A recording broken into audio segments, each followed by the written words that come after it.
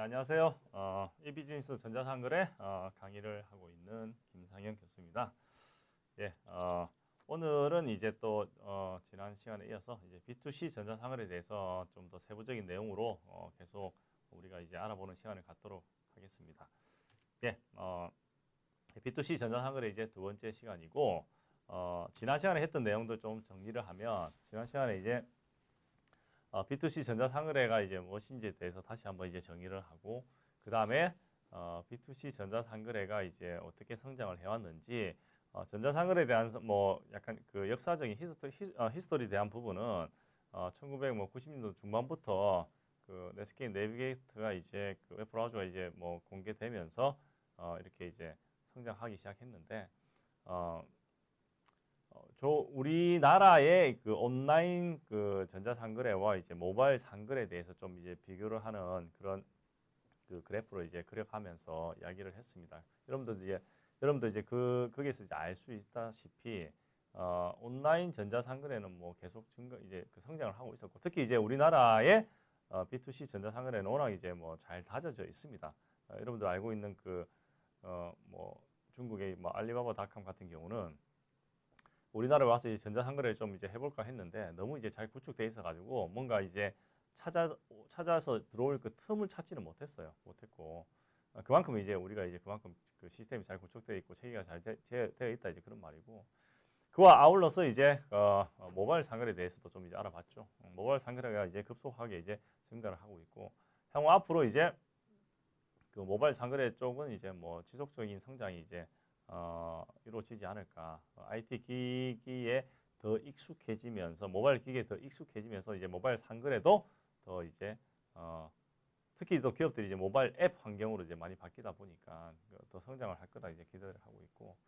자, 하지만 이제 이런 B2C 전자상거래 기업들이 단순히 뭐 웹사이트 만들어서 상품 올려놓고 이제 그렇게 이제 있었으면 될 일은 아니고, 주요하게 이제 그 제품이나 서비스에 대한 그런 컨텐츠에 대한 부분, 그 다음에 고객들이 뭔가 평가를 하고 이제 알아볼 수 있는 그런 커뮤니티, 그 다음에 즉각적인 온라인 서비스 제공해 줄 수 있는 거, 그 다음 상거래와 관련된 다양한 프로그램 혜택들, 이런 것들이 이제 잘 아울러졌을 때 B2C 전자상거래가 더 이제 성장을 할 수 있는 기회가 있다. 그런 이런 네 가지 포시 주요 요인에 대해서도 알아보는 시간을 가졌습니다. 오늘의 학습 목차를 보도록 하시죠. 오늘은 이제 B2C 전자상거래 성공 요인에 대해서 좀 더 알아보는 시간을 가질 거고, 거기에서 경영 전략, 소비자 신뢰 구축, 고객 충성도, 개인화 중요성, 뭐 네 가지 초점을 가지고 이번 강의를 통해서 여러분들은 당연히 이제 B2C 전자상거래 성공 요인에 대해서 알아보시고, 각각 네 가지에 대한 그 성공 요인이 무엇을 의미하는지, 그런 방법에 대해서 이해를 하시면 되겠습니다. 네, 먼저 첫 번째 이제 경영 전략의 중요성. 네 가지가 이제 경영 전략, 소비자 신뢰 구축, 고객 충성도, 그다음에 개인화 이제 중요성인데, 경영 전략을 같은 경우는 여러분들 뭐 조금 더 다시 돌아가서 이야기하면 닷컴이라는 게 우후죽순으로 많이 생겨났습니다. 이게 닷컴 버블이었는데 2000년도 초에 들어서 망하게 된 가장 큰 요인 중에 하나가, 많은 전자상거래 기업들이 어떤 장기적인 전략 없이 수익성이 보장되지 않는 사업에 어떤 새로운 기술만 믿고 뛰어들었다.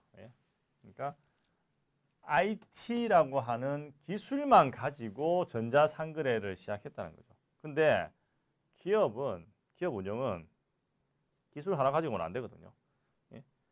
어떻게 조직을 운영할 건지, 어떤 수익 모델을 가지고 갈 건지 여러 가지 생각해 봐야 될 게 많습니다. 그래서 대부분의 이제 닷컴 기업들이 이제 뭐 망했다, 이제 그렇게 이야기를 표현을 하고 있고, 아무리 새로운 기술이 있어도 기업 운영하는 데 있어서 뭐 경영진이나 경영자의 어떤 그런 뒷받침과 안정된 어떤 그런 수익 모델이 없으면은 IT는 아무 의미가 없습니다. IT는 어떤 경영 전략이나 어떤 수익 모델, 기업이 가지고 있는 추구하고자 하는 어떤 그런 비전, 목표, 이런 것들을 성취할 수 있게 도와주는 역할을 하겠지만 IT가 모든 걸 다 이룰 수 있는 건 아니거든요. 자, 이러한 경영 전략 중요성에서 몇 가지 요인이 전자상거래를 성공을 좌우한다 해서 첫 번째가 상거래 전략 수립. 거기서 이제 뭐 우리가 비즈니스라고 하는 게 이제 뭐 재래시장이나 뭐 전자상거래나 상관없이 반드시 전략이 필요합니다. 전략은 내가 좀 부족하면 전략만 잘 수립해도 충분히 극복할 수 있습니다. 그 전략, 뭐 공부할 때도 공부 전략, 운동할 때도 운동 전략, 다양하게 뭐 무대포로 하는 게 아니라 전략 전술이라고 하는 게 이제 군대 용어죠. 얼만큼 효율성 있게 이제 뭔가 성취할 수 있냐 이제 그런 데 대한 어떤 세부적인 요소들인데 특히 전자상거래 전략 수립하기 위해서는 먼저 타겟 시장을 결정하고 그 시장의 성장 잠재력에 대한 조사가 반드시 선행이 돼야 되고 시장이 어떤지 알아야 된다 그 말이죠. 그 다음에 수익을 낼 수 있는 비즈니스 모델을 개발해야 되고 비즈니스 모델 초창기 때 닷컴이 버블일 때는 오프라인에서 쓰는 그런 비즈니스 모델을 그대로 갖다 썼습니다. 근데 전자상거래 상에서는 고객들이 하는 행동들 다 틀립니다. 그러니까 전자상거래에 적합한 비즈니스 모델을 이제 개발을 해야 되는 거죠. 포지셔닝, 전략적 제휴, 마케팅 전략도 수립해야 되고 이거는 뭐 당연한 거고. 그 다음에 사업을 이끌어 나가기 위한 어떤 자금, 인력, 기기 등에 대한 어떤 자원에 대한 계획도 있어야 된다. 그 다음으로 유능한 경영진. 자, 온라인 비즈니스에 대한 어떤 비전을 가지는 유능한 경영진이 필요하다. 뭐 유능한 경영진이라는 그 의미가 상당히 상대적인 개념일 수도 있지만 전자상거래에서 우리가 유능한 경영진이라고 하는 거는 비즈니스 역량을 가지고 있는 사람과 기술적 역량이 적절하게 조화된 어떤 그런 사람의 의미를 하고 있습니다. 둘 중에 하나, 초창기 때 많은 닷컴이 붕괴되었다. 자, 기술 쪽에 너무 여기 있는 IT, 기술 쪽에 너무 치우쳐 있었다는 거죠. 자, 그러면 한쪽에 치우쳐져 있으면 너무 기술적인 측면에 치우치면 경영 전략이라고 하는 부분에 소홀해지다 보니까 경영 전략과 정보 기술을 제대로 활용하지 못하는 겁니다. 닷컴 몰락에서도 이야기했다시피 과도한 IT에 대한 투자를 이제 했었고 그러니까 기술만 너무 봤다는 거죠. 그걸 이제 좀 지양하고 비즈니스적인 마인드, 기술적인 마인드 이런 것들이 적절한 조화가 있어야 되겠다. 그 다음에 이제 빠른 시장 대응 능력이라고 해서 전자상거래 시장의 특징 중 하나가 이제 소비자와 지속적인 의사소통을 통해서 빠르게 이제 급변하는 비즈니스라는 그 환경입니다. 온라인 고객이 이제 다양한 채널을 통해서 제품에 대한 정보를 수집을 할 수 있고 뭐 이런 것들을 다 종합해서 의사결정을 내리게 되는데 고객의 어떤 그런 요구 사항에 대한 변화나 경쟁사 어떤 뭐가 추구하고자 하는 어떤 새로운 전략 이런 것들을 시장 요구 사항에 발빠르게 이제 대응할 수 있는 신속성, 유연성 이런 게 없으면 경쟁에서 살아남기 이제 힘들다는 거죠. 그 다음에 이제 성공 요인의 두 번째인 소비자 신뢰 구축. 신뢰라는 그 개념을 믿는다 그 말이죠. 이제 다른 사람의 마음이나 행동에 대한 긍정적으로 기대함으로써 생성되는 보이지 않는 태도 등의 무형적 가치. 전자상거래 환경에서 신뢰라고 하는 것은 사용자가 이제 상거래 웹사이트에서 안심하고 거래를 할 수 있을 것이라는 기대감에 대한 어떤 주관적인 판단인데 어떤 기업이든지 간에 고객의 어떤 신뢰를 받는다는 그러한 어떤 환경, 개념 이런 것들은 쉽지가 않습니다. 특히 전자상거래는 더 그렇다. 왜? 전자상거래 온라인상에서는 판매자, 구매자를 서로 못 보죠. 판매자는 구매자가 누군지 모르고 판매를 하고 구매자는 판매자가 누군지 모르고 구매를 하게 됩니다. 이런 환경에서 이제 신뢰를 이제 만든다는 게 어쩌보면 상당히 힘들죠. 불확실성과 리스크가 상당히 존재하게 됩니다. 매장에 가서 판매하는 사람들이 인상이나 그런 말투나 이런 걸 보면 그 사람이 어떤지 대충 이제 알 수도 있는데 전자상거래 환경 속에서는 그게 전혀 알 수가 없죠. 그렇다 보니까 소위 말하는 온라인 사기라고 하는 것들이 되게 이제 빈번했습니다. 초창기 때. 이베이 같은 그런 그 경매 C2C 환경에서는 사기꾼들 엄청나게 많았습니다. 가짜 제품 팔고 그 다음에 판매하고 제품 이제 다른 제품 막 보내주고 하는 그런 게 상당히 빈번했습니다. 예. 자, 이러한 그 신뢰에 대한 부분을 이제 기술적으로 해결하기 위해서 뭐 우리가 이제 뭐 그 암호화나 뭐 방화벽, 데이터베이스 시스템, 뭐 개인정보 유출 방지 이런 거 여러 가지들을 이제 했는데 개인과 개인 간의 어떤 그런 인간과 인간의 사람에 대한 그런 신뢰는 전자상거래상에서 이제 구축하는 게 되게 이제 어려운 환경이고 특히 여기 온라인 뱅킹 예랍을 내가 적어놨는데 이거는 금융 산업에서는 이게 그렇잖아요. 이게 돈을 보내고 뭐 이렇게 하는데 이제 금전적인 게 이제 포함되다 보니까 신뢰하지 않으면 참 이게 전자상거래 환경 속에서 그러한 서비스를 하기가 힘들죠. 뭐 특히 그런 것도 있죠. 우리 그런 것도 있잖아요. 전자상거래 사이트에서 뭐 저기 제품 구매해서 결제를 했는데 뭔가 중간에 잠시 뭐 서버 오류 뭐 이런 게 생겨가지고 뭐 다시 해야 된다. 그러면 결제가 됐는데 또 이중 결제 되는 거 아닌가? 뭔가 막 그런 뭐 근심 걱정을 좀 하게 됩니다. 자, 이런 것들을 이제 많은 기업들이 해결하기 위해서 어떤 기술적으로 이제 하는 경우도 많이 있고, 이러한 신뢰를 형성하기 위해서 기업들이 하는 것들 중에 안전한 거래 시스템을 갖추고 뭐 믿음을 주는 고객 서비스를 제공한다. 고객 주문을 빠르고 정확하게 이행한다. 그 다음에 아마추어 사이트 느낌을 줄이고 사용자 기대에 부응하고자 하는 웹사이트를 제공한다. 웹사이트 기능성과 사용성을 동시에 확보한다. 이런 기능성이라고 하는 거는 여러분들 예를 들어서 장바구니, 대금 결제, 주문 추적 기능, 커뮤니티 기능, 개인별 제품 추천 기능, 실시간 온라인 채팅 기능. 여기에 있는 이 기능성이 없는 요즘 현대사회에 없는 전자상거래 사이트에서 여러분들이 제품이나 서비스를 구매할 돈을 주고 의도가 있습니까? 왜? 왜 이런 질문을 하게 되냐? 요즘은 웬만한 기업들은 전자상거래 기업들은 이런 기능들을 다 가지고 있거든요. 제품을 구매했는데 내가 그 제품이 어디 있는지 추적을 할 수 없다? 이해가 안 가죠. 요즘은 다 추적이 가능한데. 대금 결제를 못한다? 뭐 이체만 해야 된다? 이해가 안 가죠. 요즘 신용카드, 뭐 기타 여러 가지 어떤 그런 지급 결제 방법에 따라서 다 결제를 할 수 있어야 되는데 그래야지 모든 기록이 남습니다. 예? 옛날 같은 경우 제일 안 좋은 방법이 비회원으로 송금해서 결제하는 경우. 이 위험 부담이 상당히 큰 방식입니다. 예. 사용성은 이제 메뉴 선택이나 페이지 정보, 뭐 정보 찾기가 뭐 좀 더 수월하게 설계되고 뭐 색상, 그래픽, 동영상, 사진, 이미지, 폰트나 여백, 비율 이런 것들. 웹 디자인과 관련된 내용들이죠.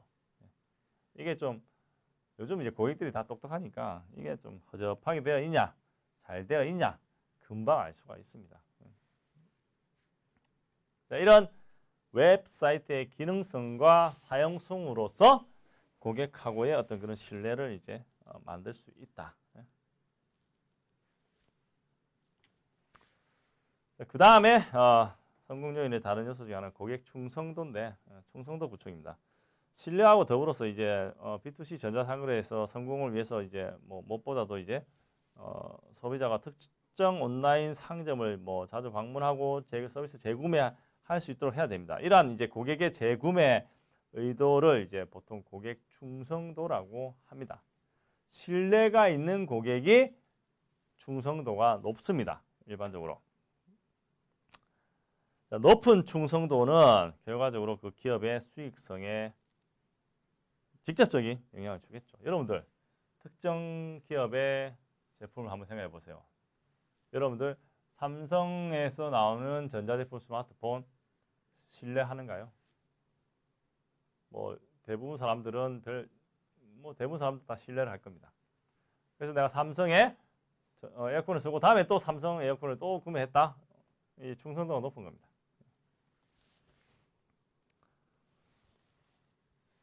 자, 이러한 그 고객 충성도는 보통 이제 브랜드 충성도와 구매 충성도로 나눠질 수 있다. 브랜드는 친구들한테 과시하고 싶은 욕구에서 나이키 브랜드 운동화를 사는 거 이제 예를 들어서 브랜드가 가지고 있는 뭐 품질은 모르겠고 브랜드 자체가 정말로 괜찮다 하는 뭐 그런 의미죠. 구매는 소비자가 자신이 선호하는 특정 온라인 상점을 자주 방문해 제품이나 서비스를 재구매하는 거. 브랜드 충성도는 이제 브랜드 자산으로부터 나오죠. 여러분들이 애플 아이폰을 쓴다, 삼성의 갤럭시를 쓴다. 이 브랜드 충성도가 있는 겁니다. 구매는 꼭 그런 삼성, 애플 제품이 아니라도 특정 온라인 상점에 가서 뭐 이것저것 방문하죠. 이런 경우는 이제 B2B, B2C 환경에서 예를 들어서 11번가, G마켓 이런 데는 이제 구매 충성도가 높은 이제 전자상거래 사이트죠. 자주 방문해서 이런저런 제품도 이제 재구매하기 때문에. 자, 고객 충성도 관련해서 여기 스토바카라고 하는 그 학자가 이제 고객 충성도 모델이라는 것을 이제 또 만들었어요.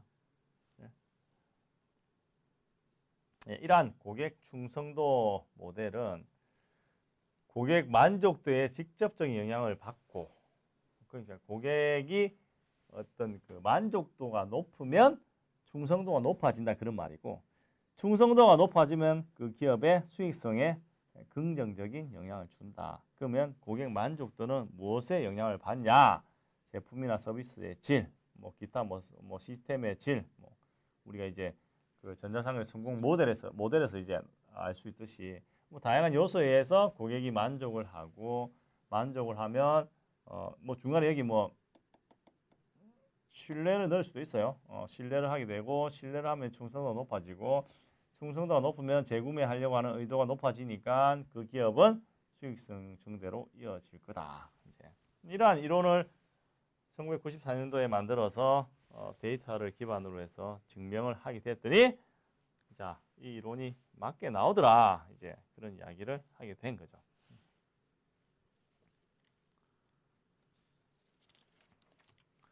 자, 고객 만족도와 충성도 한국 산업의 고객 만족도 조사 2011년도 좀 지난 데이터인데, 여기서 보면 만족과 매우 만족에, 여기는 만족과 매우 만족에 가까울수록 고객의 충성도가 급격히 향상이 되더라.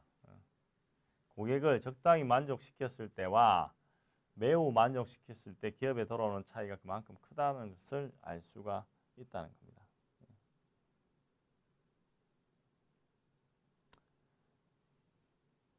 그래서 B2C 전자상거래는 오프라인에 비해서 뭐 유사한 쇼핑몰 간의 경쟁이 심화되고 있죠. 소비자의 이탈률도 그래서 매우 높습니다.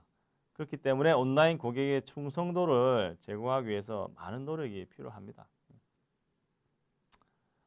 판매하는 제품 뭐 그런 품질을 향상시키는 건 뭐 당연하고, 소비자가 이제 구매를 위해서 최초로 접하게 되는 웹사이트, 그 사이트 웹페이지죠.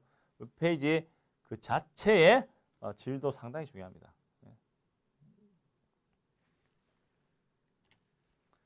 이러한 온라인 고객 충성도를 제고하는 그런 방법들 해서 제가 방금 이야기한 웹사이트 질 향상, 사용이 용이한 사이트를 만들고 고객한테 어필하는 유용한 콘텐츠들을 계속 업데이트를 해야 된다. 그 다음에 사이트 그 내비게이션을 보는 거죠. 검색하고 하는 거. 이러한 내비게이션은 가능한 이제 기존 방식을 유지한다. 이게 이제 자주 바뀌면 고객이 부담된다. 그 말이 재방문 고객들한테는 사이트에서 내비게이션 방법이 바뀌면 이게 이제 혼란을 야기합니다. 근데 내가 전에서 봤던 이런 버튼이 어디 갔지, 이런 링크가 어디 갔지 찾게 되는 거죠. 특정 웹사이트들이 웹사이트를 자주 업데이트하는 거는 컨텐트 업데이트에 대한 부분은 중요한데, 사이트 전반적인 내비게이션이나 그런 구조를 자주 바꾸는 거는 좋은 전략은 아니다. 웹사이트 질을 향상시키는 관점에서 봤을 때.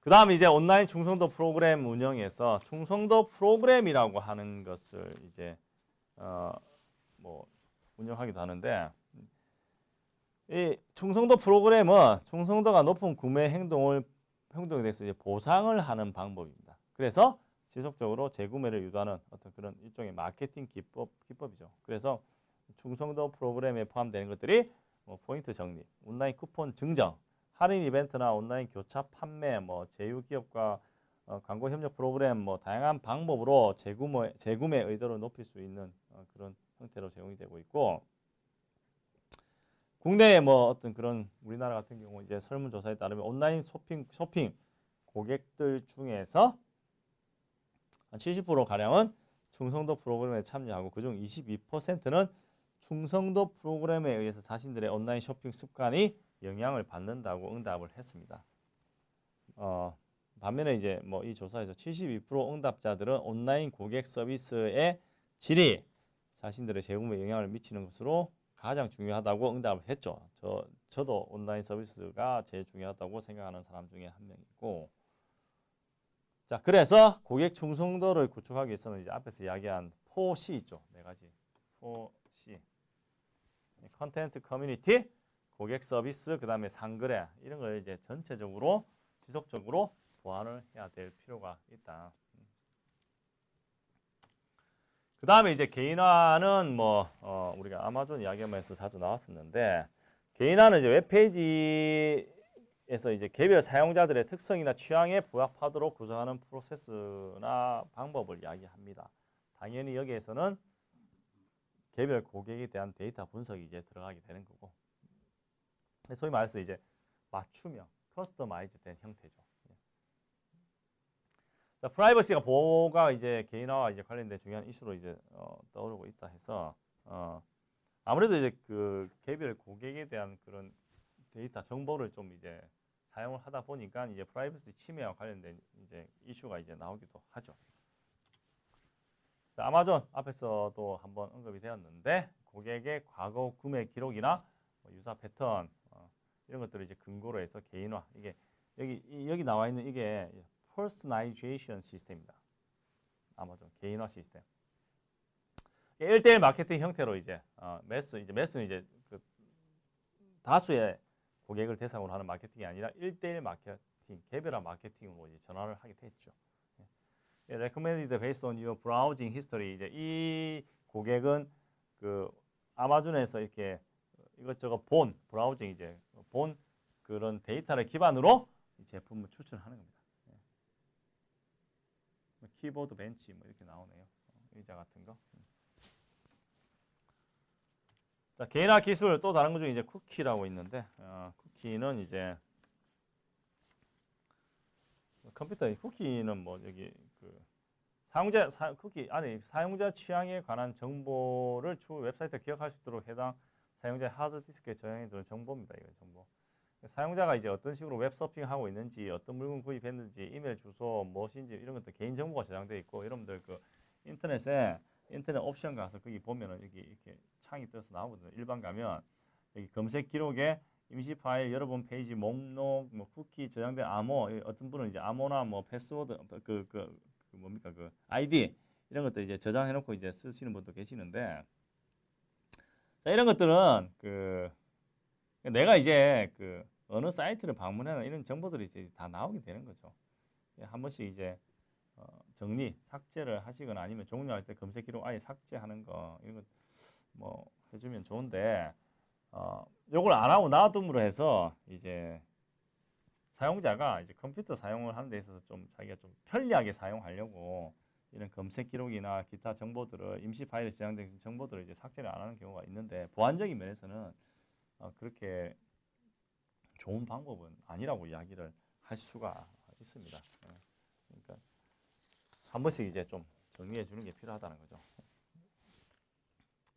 자, 이런 그 개인화 기술에 있어서 우리가 실현 기술에 있어서 그 공동 이제 여과 기법에서 이 필터링 기술인데 일종의 예?